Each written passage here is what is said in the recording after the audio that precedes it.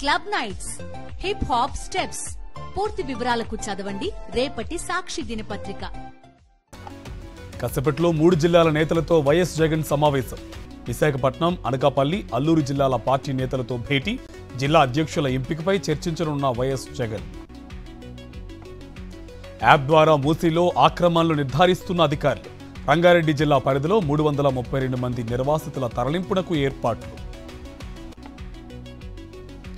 లడ్డూ వ్యవహారంపై సీబీఐ లేదా సిట్టింగ్ జడ్జితో విచారణ జరపాలి. దేవుడితో ఆటలాడొద్దని చంద్రబాబుకు వంగా గీత హితవు. రుణమాఫీ కోసం ప్రగతి భవన్ ముట్టడించిన రైతులకు కేటీఆర్ ఫోన్. మీ తరపున పోరాడతానంటూ నవీపేట రైతులకు భరోసా. కొనసాగుతున్న కాళేశ్వరం కమిషన్ విచారణ. 40 మంది అధికారులకు నోటీసులు జారీ.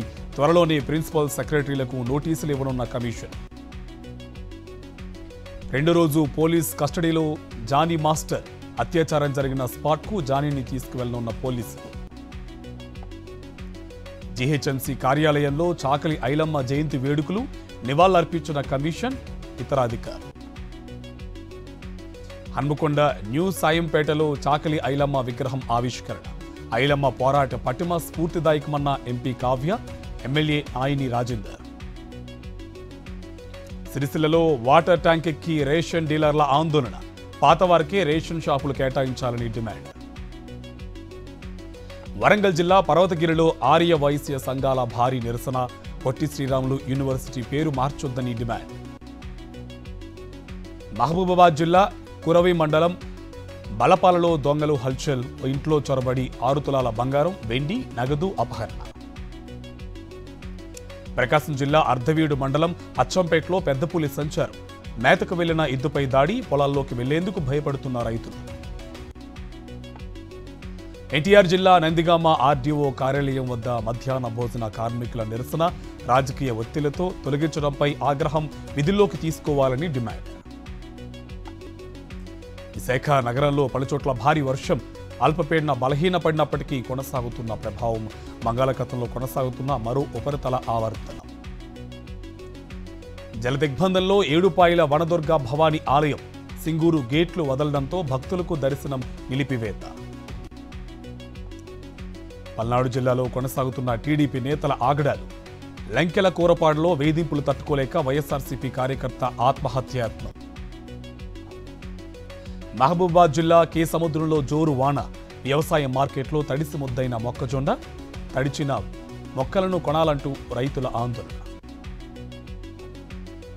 చెస్ ఒలింపియాడ్లో ఛాంపియన్స్ ను కలిసిన మోదీ. విజేతలను అభినందించిన ప్రధాని. ఉద్ధవ్ సేన ఎంపీ సంజయ్ రౌత్ కు షాక్. పరువు నష్టం కేసులో 15 రోజులు జైలు శిక్ష.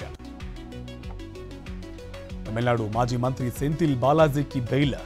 14 నెలల తర్వాత విడుదల కానున్న బాలాజీ. బెంగళూరులో మహిళను ముక్కలుగా నరికిన నిందితుడి ఆత్మహత్య. ఒడిశాలో స్వగ్రామంలో ఉరేసుకున్న ముక్తిరంజన్ రాయ్. కర్ణాటక సీఎం రాజీనామా చేయాలంటూ బీజేపీ, జేడీఎస్ ఆందోళన. విధాన సౌధ ఎదుట సిద్ధరామయ్యకు వ్యతిరేకంగా నిరసన. ఉత్తరప్రదేశ్ ఘాజీపూర్ సరిహద్దు వద్ద ఉద్రిక్తత.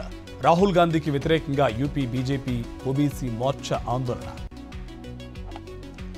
మలయాళ నటుడు సిద్దికీ కోసం గాలింపు. లుకౌట్ నోటీసు జారీ. రాష్ట్రం విడిచి వెళ్లిపోయి ఉంటాడని అనుమానం. అవిశ్వాస తీర్మానం నెగ్గిన కెనడా ప్రధాని.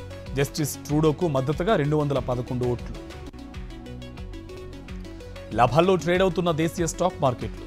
జోష్ కొనసాగిస్తున్న సెన్సెక్స్, నిఫ్టీ.